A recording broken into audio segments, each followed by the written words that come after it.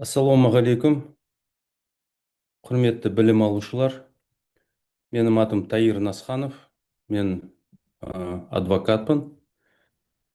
Сондай-ақ Legal 500 рейтингіне енген Насханов және серіктестері адвокаттың кеңсесінің басқарушы серіктесімін.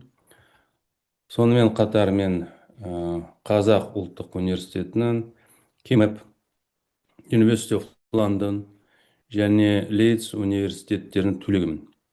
Англия мен Уэльс құқығы бойынша білікті маманмын.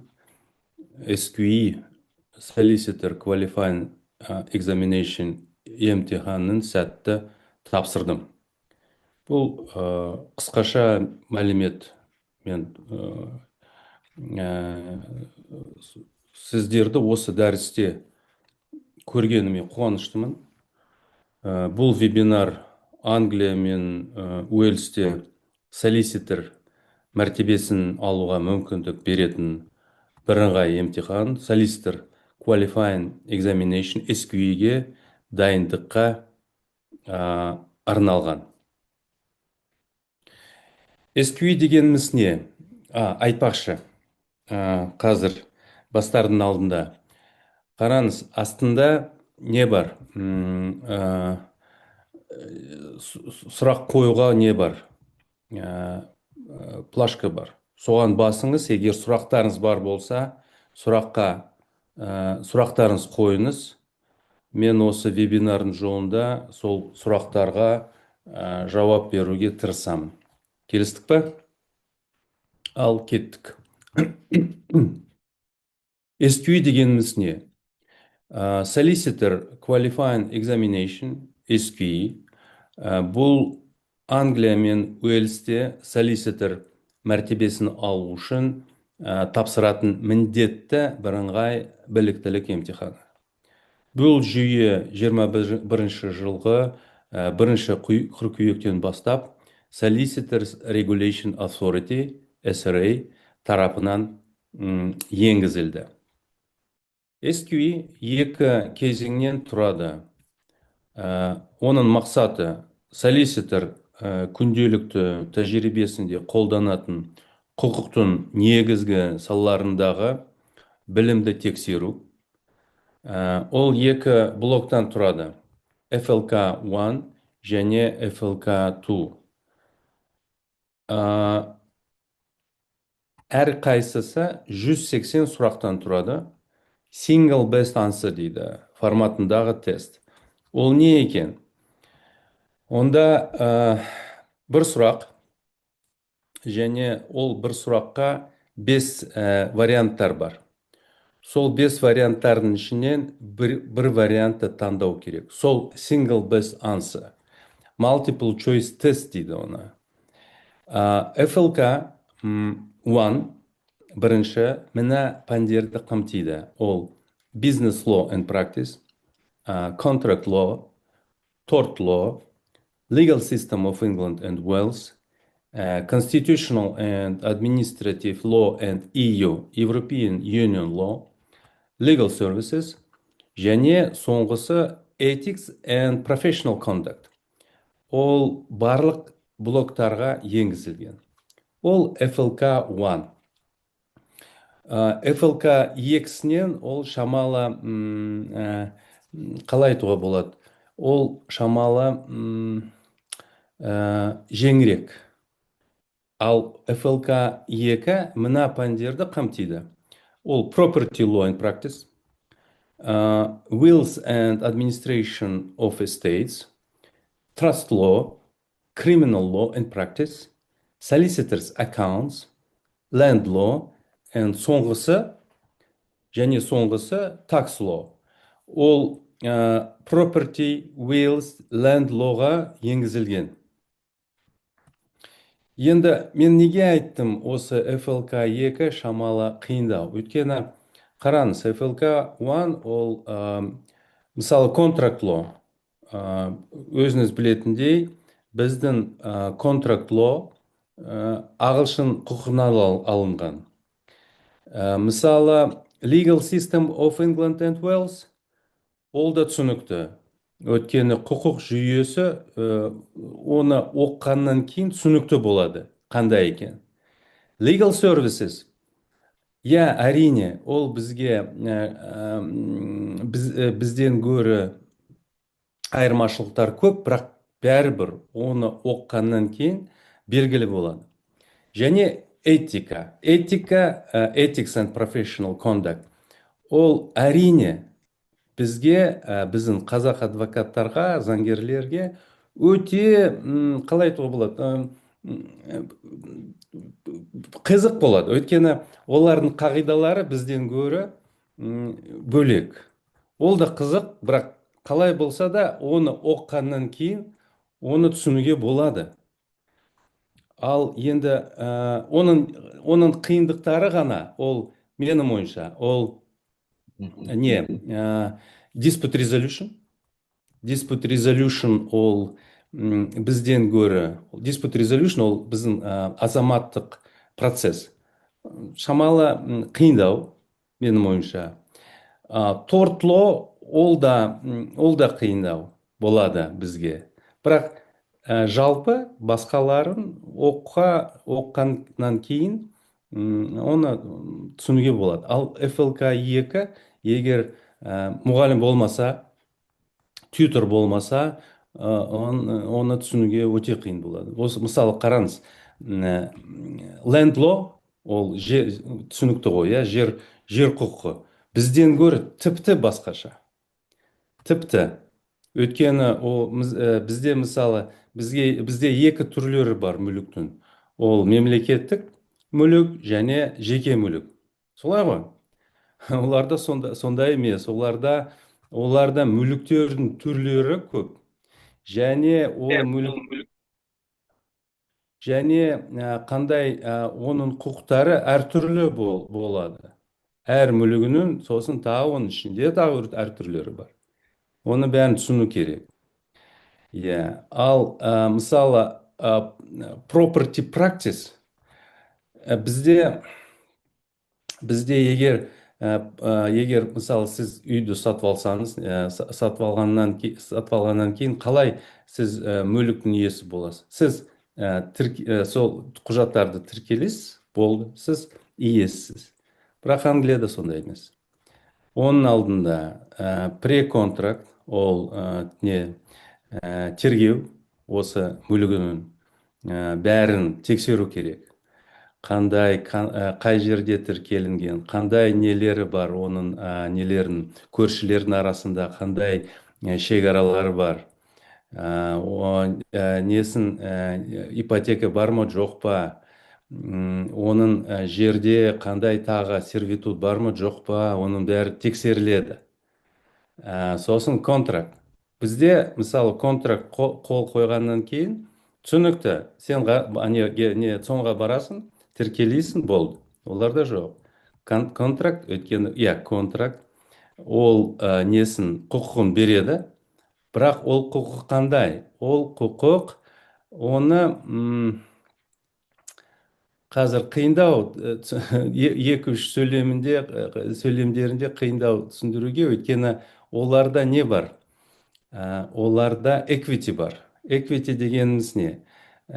Ол мен иесімін, бірақ менің құқықтарым әлі қорғалмаған. Неге мен соны айтып жатырмын? Өйткені ол нелері көп айырмашылықтары бар. Біздің құқығымыздың арамызда және ағылшын құқықтың арасында. Сосын, мысалы, тағы criminal law. Criminal law ол қылмыстық құқық.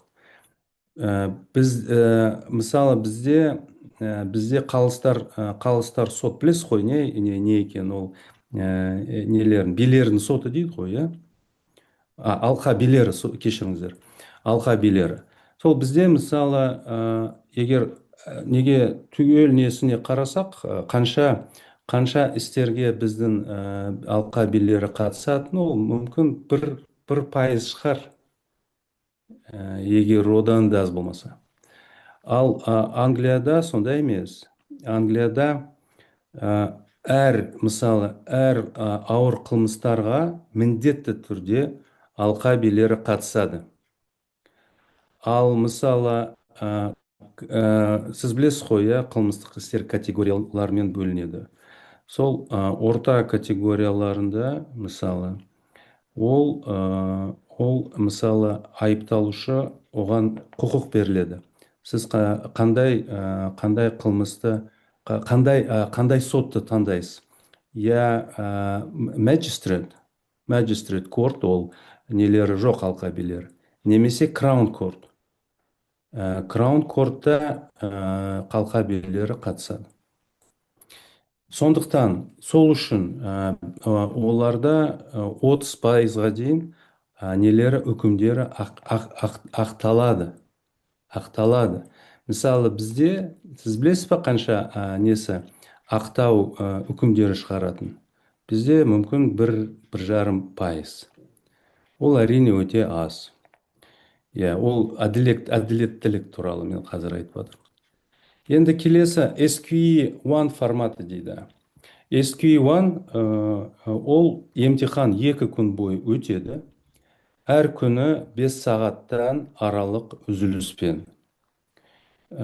Шынымен әлемде ең қиын емтихан ол бұл SQE1. Өйткені өте күрделі сұрақтар және нелері, жауаптардың нелері, варианттары бір-біріне өте ұқсас. Сондықтан не үшін осы SQE1 бізде курс басталады 30 сентябрьде. Ол ағылшын тілінде болады. Неге? Өйткені қазақ тілінде немесе орыс тілінде оны істеуге болмайды. Ағылшын тілінде, өйткені нақтылай біз осы құқықты білуіміз керек. Ол қалай заңда жазылған, қалай айтпақшы, заң деген не? Мысалы ағылшын құқығы ол неден бөлінеді? Ол статут. Ол біздің заңдарға ұқсас. Екіншісі ол несі? Соттың шешімдері. Case law дейді оны. Сосын оны rule of law, нелері, қағидалары. Кешіріңіз. Үшіншісі ол international treaties, халықаралық шарттары. Бірақ мысалы бізде халықаралық шарттары біздің заңнан жоғары. Англияда жоқ. Англияда ол бірдей есептеленеді, бірақ ол сондай жоғары неден ағылшын құқығынан жоқ. Ол сондай емес. Сосын оларда не бар? Customs бар. Ол бізге дәстүр дейді ғой. Қалай осы мысалы жерде құқығы пайдаланады, сол жерде осылай істелінеді деп. Conventions бар. Conventions дегеніміз не? Ол бұрыннан, осы білесіз ғой, ол монархия, конституциялық монархия. Содан бұрыннан бастап қалай болды, қалыптасты, сондай бола береді. Мысалы егер әр аптасында премьер-министр міндетті түрде корольге бару керек. Корольге барып, оған қандай не болып жатқан міндетті түрде оған несін жауап беру керек. Енді келесі SQE2 Legal Skills Assessment дейді оны. Ол қандай мақсаты? Ол солиситордың нақты тәжірибесіне сай келетін заңгерлік дағдыларды тексеру. 6 негізгі дағды бағаланады. Олар 5 құқық саласы контекстінде қолданылады. Бұл емтихан Ұлыбританияда күндізгі түрде тапсырылады. Соның ішінде Лондон, Манчестер, Кардиф қалаларында. Неге тағы сұрақтар бар? неге сіз SQE1-ді, SQE1 несін бағдарламаны жасап жатырсыз, неге SQE2 жасамайсыз? Ну, мен сізге айтайын, осы SQE1 бағдарлама шынымен ол Қазақстанда бірінші рет жасап жатқан пилот жобасы. Осы 30 сентябрьден басталады, 5 айға 5 айға созылады, аптасына 3 рет, 2 рет дәріс, оны шамалы мен кейінірек айтамын, бірақ қазір қысқаша ол 2 рет дәріс ағылшын тілінде, үшінші практикалық сабақ. Оны мен қайтарып, я қазақ, я орыс тілінде түсіндіріп беремін, егер түсініксіз болса. Сіз қалай ағылшын тілінде білмесеңіз, бәрібір кейбір терминдері түсініксіз болады. Оны түсіндіру керек. Мен мысалы осы түсіну үшін, ағылшын құқығында түсіну үшін, мен әдейі Лидс университетіне түсіп, несін бітірдім, GDL-ді бітірдім, Англия and Уэльс құқығын оқып, несін ағылшын құқығын түсіну үшін. Сондықтан өйткені біз бәрібір жергілікті осы Қазақстанда қандай құқығымен айналысады, біз соған қалыптасқан заңгерлерміз. Бірақ Англияда тіпті басқа құқық және құқық қатынастары басқаша. Енді бәрібір осы енді келесі қадам, егер мысалы сіз тапсырдыңыз, SQE1 және SQE2 тапсырдыңыз, енді қандай тағы не істеу керек? Ол жоғары білім, кез келген бакалавр дәрежесі немесе соған баламалы. Ол өте маңызды, өйткені ол сіз заңгерсіз ба, физиксіз ба, тарихшысыз ба, ол бәрібір. Оларға ең бастысы сіз бакалавр дәрежесін алуыңыз керек. Қай салада ол маңызды емес, маңызды осы екі емтиханды тапсыру. Енді қараңыз, бізде жақын арада біз, мен адвокатпын, біз қазақ адвокаттарға жеңілдік жасадық. Біз exemption алдық осы SQE2-сінен. SQE2 өте қиын емтихан және бағасы өте жоғары. Мысалы, қараңыз, SQE1 ол бағасы 1798 паунд, ал SQE2 ол 2766. Сөйтіп, 5000 паунд төлер едіңіз. Бірақ қазір exemption бар. Бірақ exemption кімге? Ол қазақ адвокаттарға, сол адвокат болуыңыз керек. Немесе заң консультант болуыңыз керек. Егер сол адвокат, заң консультант болсаңыз, сонда сіз сол exemption'ды ала аласыз. Сол exemption түсінікті ғой, не екен. Сосын енді дайындық ол бөлек төленеді. Мысалы, Барбри бар, QLTS School бар, University of Law сияқты ұйымдар арқылы. Бірақ бағалары қазір мен айтам, жоғары емес па, мен білмеймін ғой қандай сіздің материалдық жағдайлар. Бірақ егер Барбри және QLTS айтсақ, онда ол мысалы SQE1 бір жарым тағы нелері бар, пакеттері бар, ол $2000 да барады. University of Law ол нелерін береді, кітаптарын береді.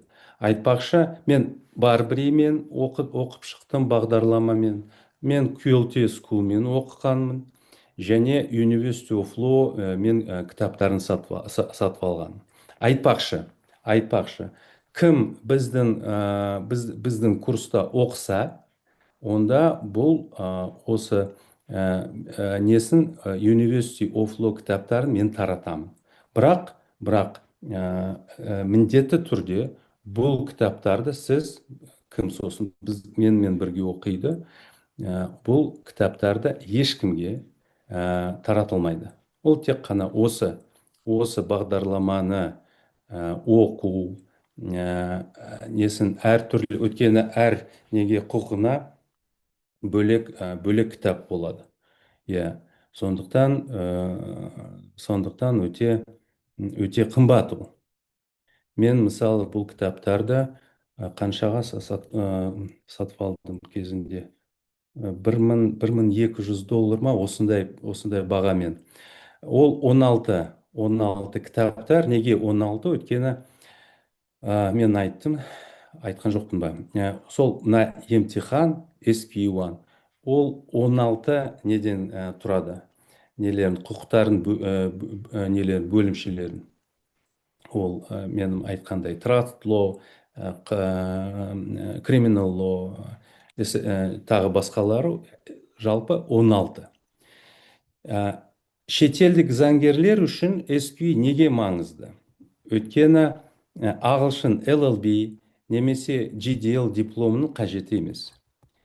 SQ1 емтиханын қашықтан тапсыруға болады. Мысалы, шетелден тапсыру рұқсат етілген. Бұл тек қана SQ1-ға. Бірақ Қазақстанда өкінішке орай бізде сондай орталықтар жоқ. Петерсон дейді оны. Ең жақын бізге ол Дубай, Абу-Даби немесе Дели. Мен кезінде неде тапсырғанмын? Хайдарабад. Білесіз ба, қай жерде Хайдарабад екен? Мүмкін білмейтін шығарсыз, мен де білген жоқпын. Ол Индияда. Неге Хайдарабад? Өйткені мен создым, бірақ емтиханның алдында тіркелсем, бәрі несі толы. Ешқай жерде орын болмады, тек қана сол қалада мен таптым орынды. Өз еліңіздегі тәжірибені QEE,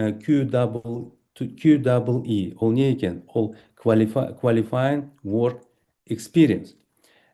Оны сізде 2 жыл болу керек. Бірақ Англияға баруға міндетті емессіз. Оны өз еліңіздегі тәжірибені ретінде растау мүмкіндігі бар. Мысалы, Қазақстанда адвокаттық тәжірибе. Мысалы. Енді келесі.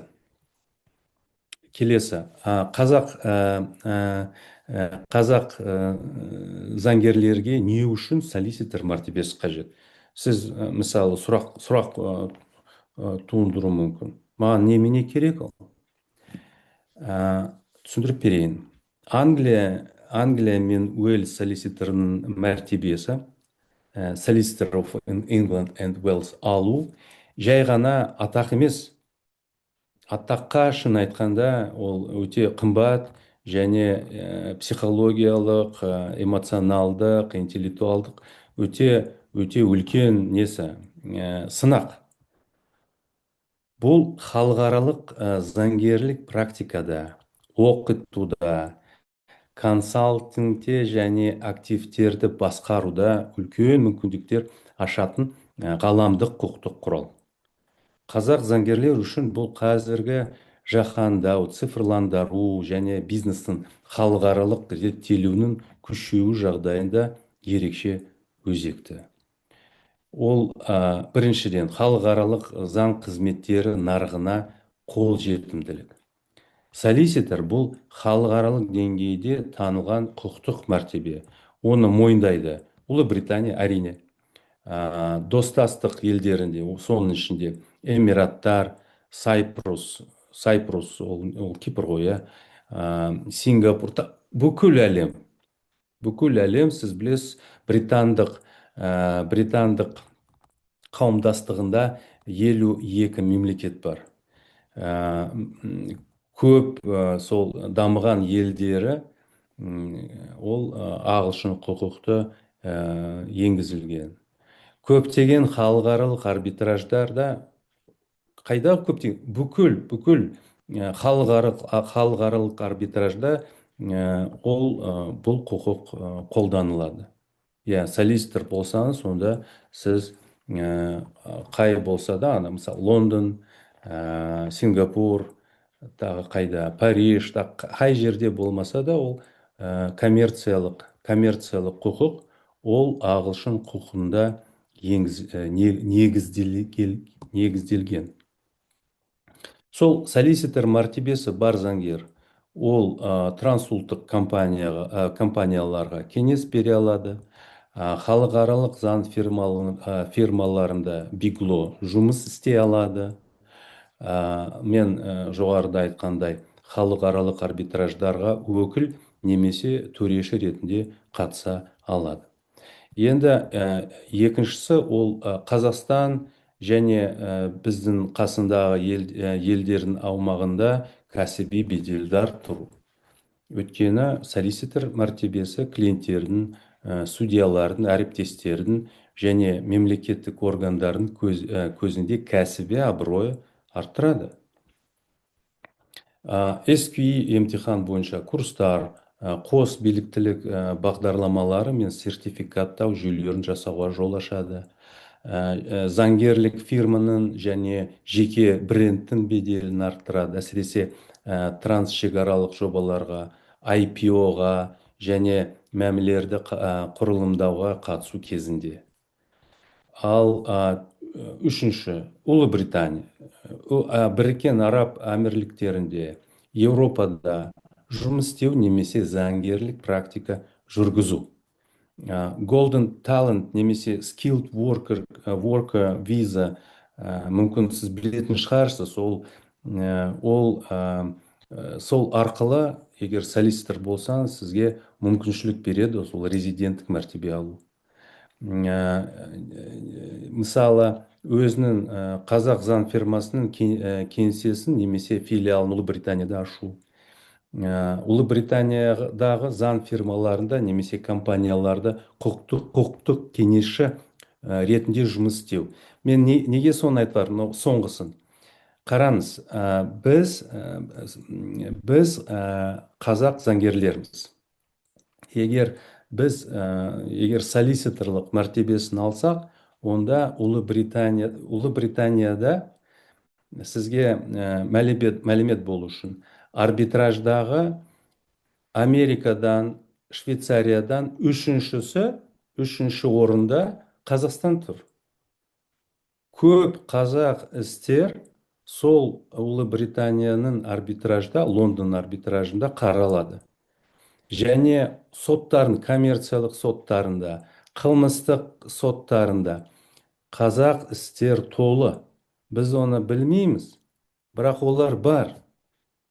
Кейбір біздің қазақ істері, сізге де мәлімет болу үшін, кейбір біздің қазақ істері, мен айтпай қояйын қандай, сол ағылшын университеттерінде, ағылшын заң факультеттерінде хрестоматия ретінде жазылған.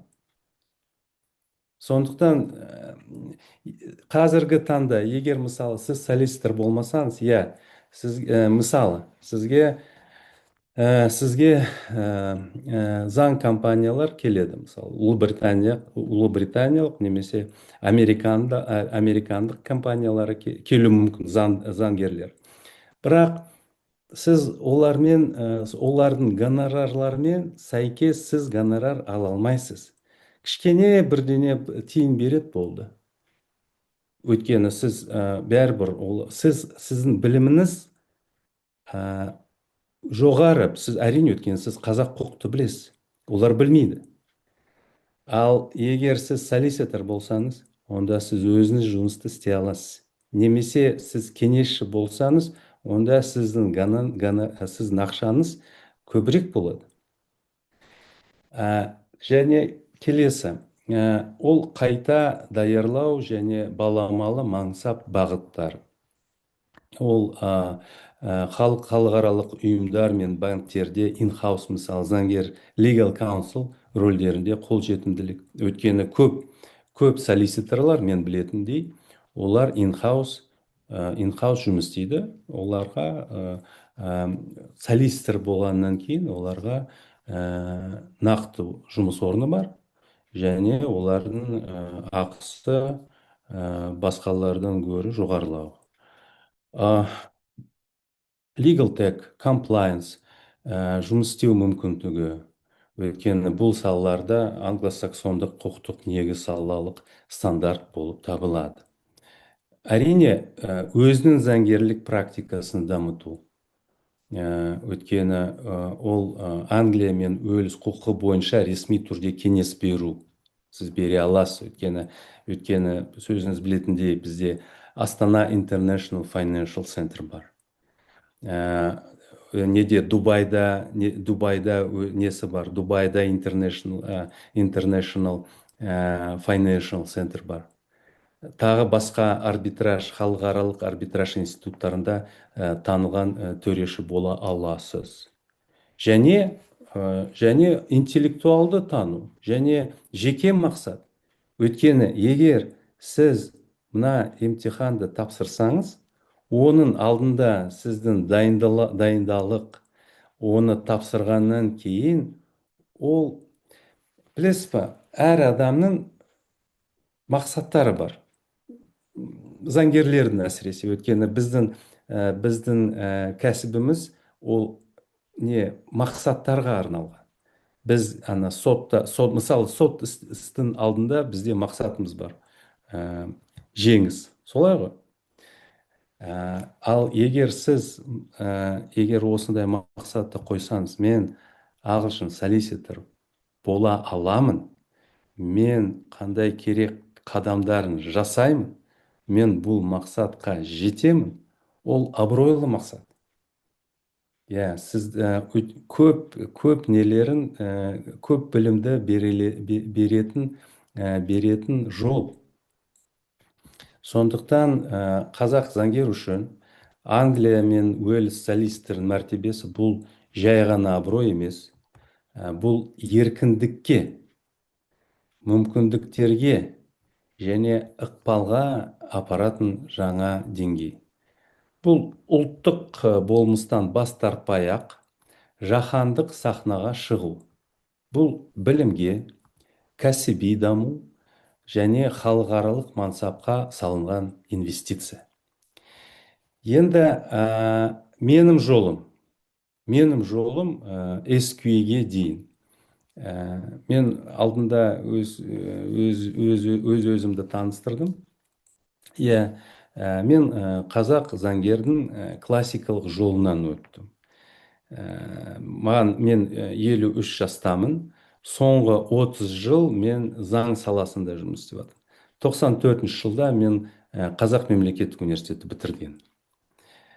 Сосын кемеп бітірдім, қылмыстық құқық, арбитраж саласында жұмыс істедім, халықаралық істер жүргіздім. Уақыт өте келе халықаралық деңгейге шығуды қалайтыным түсініп, ағылшын құқығын зерттей бастадым. Ол University of London және University of Leeds'тің қашықтан оқыту бағдарламаларын аяқтап, SQE1 емтиханын сәтті тапсырдым. Қазір келесі қадамды жасап жатырмын, иншаллах. Дәл осы жолы мен сіздерге ұсынғым келеді. Бірақ қысқартылған, жүйеленген және әр кезеңде қолдау көрсетілетін түрде. Енді кеңестер. SQE1 дайындықты кем дегенде 3-6 ай бұрын бастаңыз. 3 ай ол осылай теорияда 3 ай, бірақ мен сізге шындықты айтам. 3 ай ол аз. Ең азы 6 ай. 6 ай FLK1-ға ғана. Менің ол кеңесім. Өйткені егер FLK1, FLK2-сін нақты, тек қана осы мен екі несін алсаңыз бағыттарда, сізге қиын болады.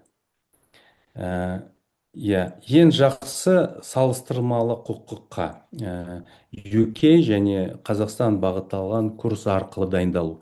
Ол біздің курсымыз. Өйткені біз осы SQI бағдарламасын салыстырмалы ретінде жасап жатырмыз. Мысалы конституциялық, иә, құқық. Сіз білесіз ба, Англияда конституция бар ма, жоқ па? Сұрақ. Өйткені біз білеміз, Англияда жазбаша ретінде бізде мысалы жазбаша ретінде конституция. Көп елдерінде осындай түрде жазылған конституция бар. Англияда жоқ. Бірақ болмаса да, оларда бәрібір конституция бар. Конституция ол конституция нені қандай құрылым бар оларда.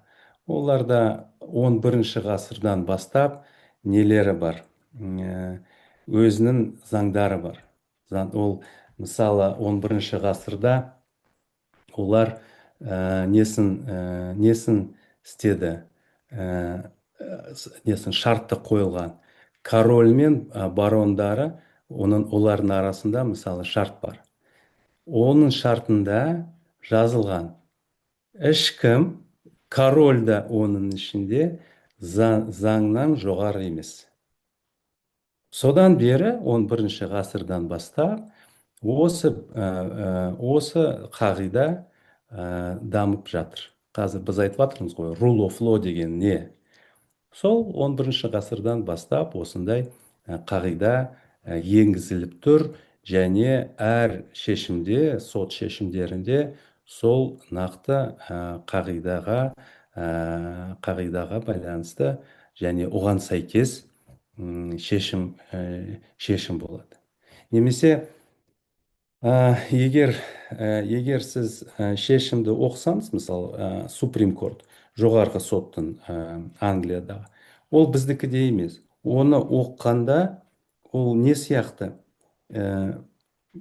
Абай сияқты ма, немесе Достоевский сияқты ма, сондай роман сияқты. Оны оқығанда сізге ол сондай жақсы әсер тигізеді. Ағылшын құқықты оқу ол не сияқты? Мысалы театрға барасыз ғой, опера тыңдайсыз, немесе көрмеге барасыз, мысалы картиналарын қарайсыз. Ол өнер. Өнермен сіз өзіңіздің жаныңызға сондай жақсы ләззат ала аласыз. Ағылшын құқықты сондай. Өте сондай нәзік және әдемі құқық. Енді кешіріңіз, қайтадан кеңестерге қайтайық. SQ2 ол жазбаша және ауызша дағдыларды алдын ала жаттығып бастаңыз. Қайталайын. Біз адвокаттар және заң консультанттар осы SQ2-ден бізде exemption бар. Бірақ мысалы, егер сіз exemption-ды алсаңыз, онда бәрібір сіз несін тапсыруыңыз керек? IELTS-ті тапсыруыңыз керек. IELTS сізде 7,5 болу керек. Ең азы. Айтпақшы, ағылшын тілін айтып жатырмыз ғой. Біздің курста оқу ағылшын тілінде болады. Сондықтан сіздің біліміңіз ағылшын тілінде 6,5 болу керек. Неге 6,5? Өйткені егер сіз ағылшын тілінде білмесеңіз, сонда сіз оқуды ала алмайсыз. Сізге түсініксіз болады, қиын болады. Сол үшін егер қазір 6,5 болмаса, онда мен сізге кеңес беремін. Сіз көктемге дейін оқыңыз, IELTS-ті тапсырыңыз. Өйткені біз, Құдай қаласа, осы пилот жобасын бітіргеннен кейін, 5 айдан кейін, Құдай қаласа, қайтадан қайтарып жатырмын. Біз екінші несін жасаймыз. Қалай айтады? Екінші толқын жасаймыз, екіншісін топты алып, сонымен жалғастырамыз жұмысымызды. Бірақ осы бірінші біздің курсымыз, ол көп адам алмаймыз, өйткені мен бағдарлама жасадым. Маған бұл бағдарламаны көрім керек, қалай жұмыс істеп жатыр, қалай оны салыстырмалы ретінде мен бере аламын. Сондықтан маған фидбак керек. Сол үшін бізде ең көбісі 15 адам біз жинаймыз қазір бірінші топқа, бірінші курсқа. Сол үшін бағасы да төмен.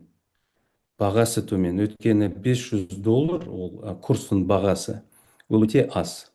Ол мысалы шетелде сондай бағдарламалар сіз таба алмайсыз. $1,5–2,000 бағдарлама, ол тютор болмайды. Сіз тек қана доступ ала аласыз, ақшаны төлеп, сізге береді мүмкіншілік. Сіз немен жұмыс істейсіз, компьютермен жұмыс істейсіз, болды. Сізге ешкім түсіндірме бермейді. Ал біздің курста мен 3 рет аптасына 2 рет ағылшын тілінде дәріс беремін. Ол дүйсенбі, сәрсенбі және жексенбі сағат 6-да. Жексенбі күні қазақ немесе орыс тілдерінде сұрақтарына жауап беремін. Және презентация ала аласыз, дәрістердің видеоларын көре аласыз. Курстың duration, осы уақытында 5 айдың ішінде қарап шыға аласыз. Сосын сізге менің айтқандай скан ала аласыз, кітаптарын скандарын оқып, олармен дайында аласыз. Сосын multiple choice тест береміз біз. Және глоссарий. Глоссарий дегеніміз не? Мысалы, trust деген не? Trust, ол әрине, егер оны ағылшын тілінен қазақ тіліне аударсақ, ол сенімділік. Бірақ ол сенімділік, бұл не? Бірақ ол термин. Сол үшін сол глоссарий береміз. Сондықтан $500 ол вообще көп ақша емес. Енді мен айттым ғой сізге, qualifying work experience, ол тәжірибе резюмесін дайындап, сенімді растайтын тұлғаны таңдаңыз. Енді тілді айттым мен. Заңгерлік, ағылшын тілін міндетті түрде жақсартыңыз. Әсіресе жазу, тыңдау және адвокаси дағдыларын. Адвокаси дегеніміз не? Ол SQ2-ге байланысты, бірақ. Адвокаси, ол сіз қалай, мысалы, сотта сіз, мысалы, сұрақтарын қойып, немесе өтінішін жазып, айтып, түсіндіріп беріп, өзіңіз, мысалы, қазақ тілінде айтасыз қой. Енді оны ағылшын тілінде айта аласыз ба? Ол екінші SQ2-ге, ол да оның ішінде кіреді. Өйткені сол жерде, мысалы, клиенттермен сөйлескенде, сіз қалай сөйлейсіз? Сіз оның қай тілінде сөйлесесіз? Ол ағылшын тілі және қазақ тілі емес. Ол өйткені сіздің клиентіңіз ол заңгер емес қой. Сондықтан сіз оған сондай жеңіл, түсінікті тілімен түсіндіріп беруіңіз керек оның мәселені. Сіз мәселені қалай шешесіз? Қандай механизм бар? Қандай нелер, бағыттары бар оның мәселені шешуге, проблеманы шешуге? Және сіз оны, мен қазір SQ2-сін айтып жатырмын, ол да 5 күн. 5 күн, оның ішінде 12 емтихан бар. Соның ішінде интервью дейді. Мен қазір айтып жатқаным интервью.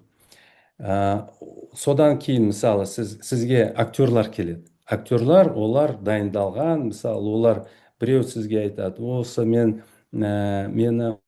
ұрлықпен ұстап алды, полиция қазір, мен қазір police station дейді ғой, біздің басқармасы, полиция басқармасына келіп, қалай сіз оған кеңес бере аласыз. Ол сұрайды сізге: мойындаймын ба, мойындамаймын ба, қазір егер мен мойындамасам не болады, қандай процесс бола алады, қай сот қаралады, мысалы. Сіз оған түсіндіріп айтасыз. Және сосын интервьюдан кейін сіз оны жазбаша ретінде жазасыз. Кімге? Ол неге? Солиситорға жазасыз. Ол сосын тексереді. Мен қазір тек қана интервьюны айтып жатырмын. Оның тағы не бар? Мысалы, басқа емтихан, ол тапсырма беріледі. Сізге ситуацияны жазады. Сол ситуацияны заң ретінде шешуіңіз керек. Мысалы ситуация. Мысалы, күйеу мен әйел ажырасып жатыр. Ажырасқанда кімге қандай мүлік кетеді? Ол әрине бізге ол өте жеңіл. Ол ешқандай қиындық емес бізге. Бірақ біз қазақ неге құқығына байланысты. Бірақ егер ағылшын құқығына байланысты, ол сондай жеңіл емес. Онда неше түрлі сұрақтар бар. Немесе өліп қалды, күйеу өліп қалып, оның бірінші некеден қалған екі бала бар, тағы мүлігі бар. Мүліктің иелері, оның шешесі бар, оның ішінде әкесі бар. Тағы балдар, екінші некеден балалары қандай мұрагерлер қанша ала алады? Осындай сұрақтар көп болады. Ол SQ2. Енді келесі курсқа қайтарылайық. Дайындық, менің айтқандай, дайындық курсы ол 20 апта жүйелі жұмыс. 20 апта ол 5 ай. 10 апта ол FLK1. Кешіріңіздер, мен алдымен айтқан жоқпын FLK қалай не екен. Ол Functioning Legal Knowledge дейді оны. 10 апта FLK2, Functioning Legal Knowledge 2. Айтқандай, жалпы формат: аптасына 3 сабақ, дүйсенбі дәріс, сәрсенбі дәріс, жексенбі практика. Әр блок тестілеумен және қайталау модульмен аяқталады. Аяқталау модуль ол практика. Материалдар, қайтадан айтып жатырмын, ол презентациялар, глоссарий, multiple choice and books. FLK1 мыналарды қамтиды: ол legal system, legal services, constitutional law, ethics. Қайтармайын, мен оның алдында айтқаным. Енді біздің курстың ерекшелігі неде? Мен оны айттым. Біз жай ғана теориялық курс ұсынбаймыз. Біз сізден шынымен ағылшын заңгер сияқты ойлап, жұмыс істеуді үйренетін, тәжірибеге бағытталған орта қалыптастырмыз. Zoom арқылы тікелей оқыту. Әр аптада, мен 3-ші рет айтып жатырмын, 2 лекция және 1 практикалық сабақ тікелей эфирде өтеді. Екі не болады? Менде 2 ассистент болады.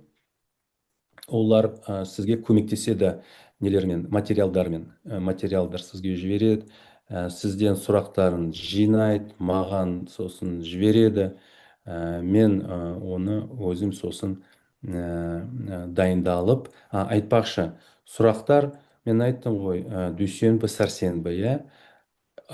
Сол 2 дәрістерге байланысты сұрақтар жұма күнге дейін қабылданады. Өйткені мен әдейі сенбі күні сол сұрақтарға жауаптарын дайындаймын. Жұма күннен кейін алмаймын. Сондықтан сол жұма күнге дейін сұрақтар тек қана қабылданады. Және келесі келесі аптасында келесі нелеріне келесі дәрістерге келесі тақырыптарға байланысты несін сұрақтарды жинап сол сұрақтарға жауаптарын дайындаймын. Әр практикалық тапсырма беріледі. Жақсарту үшін жеке ұсыныстар жеке жақсарту үшін жеке ұсыныстар қабылданады. Немен рақымшылығымен, әрине, маған өте фидбак керек. Жақсарту үшін не істеу керек? Бағдарлама ол Қазақстанда бірінші бағдарлама сондай. Ол салыстырмалы бағдарлама, ағылшын құқық және қазақ құқығымен салыстырмалы. Сондықтан сіздерден мен осы несін күтемін, ұсыныстарды күтемін. Чат болады, чатта сұрақтар қою мүмкіндігі болады. Ыңғайлы формат. Өйткені кешкі ол сабақтар болады, сағат 6-да. Жұмыспен қатар өткізге тіпті өте жеңіл. Егер мүмкіншілік болмаса, мысалы дүйсенбі күні сізде сағат 6-да процесс, немесе 5-те 6-ға дейін сіз үлгермейсіз. Ол не болады? Рекорд болады. Сіз сосын оны көре аласыз. Мысалы келгеннен кейін сізде мүмкіншілік болады оны қайтадан қарауға. Сол емтиханға ғана емес, ол практикаға дайындық. Біз сізді ағылшын тіліндегі нақты құқықтық қызметке дайындаймыз. Ағылшын құқығы негізінде халықаралық мансап құруға көмектесеміз. Енді бұл курс кімге арналған? Бұл курс Қазақстан және басқа елдердің практикалық заңгерлер мен адвокаттар үшін. Бірақ қазіргі бірінші курс, осы пилот жобасы, ол біздің қазақ заңгерлерге арналған. Біз жарнаманы осы тек қана Алматы, Астана және тағы басқа қалаларына жібергенбіз. Сондықтан қазіргі таңда бірінші кезекте ол сондай тек қана біздің заңгерлерге арналған курс болады деп ойлаймын. Өйткені келесі нелерін курста біз әрине басқа елдерге соны жасаймыз. Сондықтан үшінші практикалық сабақ қазақ немесе орыс тілдерінде болмайды деп ойлаймын. Өйткені сосын біз тек қана ағылшын тілінде оны жасаймыз. Ал тағы заң консультары, әрине, комплайнс мамандары үшін ол керек. Құқық саласында университет түлектері мен оқытушылар үшін, халықаралық юристтер, SQE-ге дайындалып жатқандар, адвокаттар, құқық саласындағы мамандар. Егер сіз тәжірибесі бар адвокат, корпоративтік заңгер, оқытушы, кеңесші немесе жай ғана өршіл маман болсаңыз, бұл курс сізге Англия мен Уэльс заңы бойынша құрылымдық практикалық дайындық береді. Енді соңында вебинардан кейін, қазір вебинар бізде бітеді. Вебинардан кейін не істеу керек? Егер сіз заңгер ретінде өскіңіз келсе, жергілікті нарықтан шығып, халықаралық жүйеде оқыңыз келсе, бұл сіздің мүмкіндігіңіз. Мынау курс 30 сентябрьде басталады. Және сіз бірінші орында болсаңыз, сізге жақсы болады. Өйткені біз осы келесі аптада жабамыз несін, группасын жабамыз. Өйткені мен айттым, көп адам біз алмаймыз. Көп адам ол маған да ыңғайсыз болады. Өйткені Өйткені маған ыңғайлы 10-15 адаммен жұмыс істеуге. Ә, сондықтан үлгірсеңіз сізге жақсы болар еді. Иә, және бағасы өте төмен. $500 5 айға, несінде аптасына 3 рет, ол ол өте кішкентай баға. Иә, сондықтан кімде осындай мүмкіншілік бар болса, келіңіз. Біз сізді курсқа тіркелуге шақырамыз. Осы курста мен сіздің бастапқы деңгейіңіз мен болашағыңызды бағалауға көмектесемін. Назарларыңызға көп рахмет. Енді сұрақтар бар ма, жоқ па, қазір көрейін. Курс 30 қыркүйектен басталса, Қазақстан уақыты бойынша сағат қаншада сабақтар болады, және бір жеті ішінде сабақтар қанша рет болады? Мен қайтара алайын. Аптасына 3 рет. Әсел жауап берді. Кешкі уақыттың нақтысын айта аласыз ба? Сағат 6. Иә. Үй жұмысы болады ма? Бір сабақтың ұзақтылығы қандай? Қараңыз, үй жұмысы дейміз. Үй жұмысы қандай? Ол сол екі дәрістерден кейін сізге бұл презентация беріледі. Сізге кітап, мен айттым ғой, 16 кітап. Әр сабақтарға мысалы бір немесе екі сабақ ол бір модульге арналады. Сондықтан сол модульді оқып шығыңыз. Бір аптаның ішінде сол бір кітап оқуыңыз керек. Сондықтан аптасында сіз 3-4 сағат ең азы бөлуіңіз керек осы дайындалғаны. Мен өзім дайындалған кезде азанда тұрып, сағат 5-те тұрып, сағат 8-ге дейін мысалы оқыдым. Және кешке жақын жұмыстан келіп, бір сағат соны дайындалдым. Сөйтіп 4 сағат күнде менде 4 сағат мен оған бөлістім. Ол бірінші кезінде. Ал мысалы 6 айдан кейін 6 сағат, және мысалы дәл сол емтиханның алдында бір айдың ішінде мен осы бәрін жұмыстарын басқа әріптестерге беріп, делегирование дейді ғой, сол мен 8-9 сағат күнде дайындалған. Қайтадан айтып жатырмын, бұл емтихан өте қиын. Сондықтан сіз егер осындай шешім қабылдасаңыз, ойлаңыз, өйткені ол шынымен көп уақыт алады. Бірақ уақыт алғаннан кейін сізге жақсы нәтиже беріледі. Сіз жақсы мақсаттарына жете аласыз. Енді қайтарып отырайын.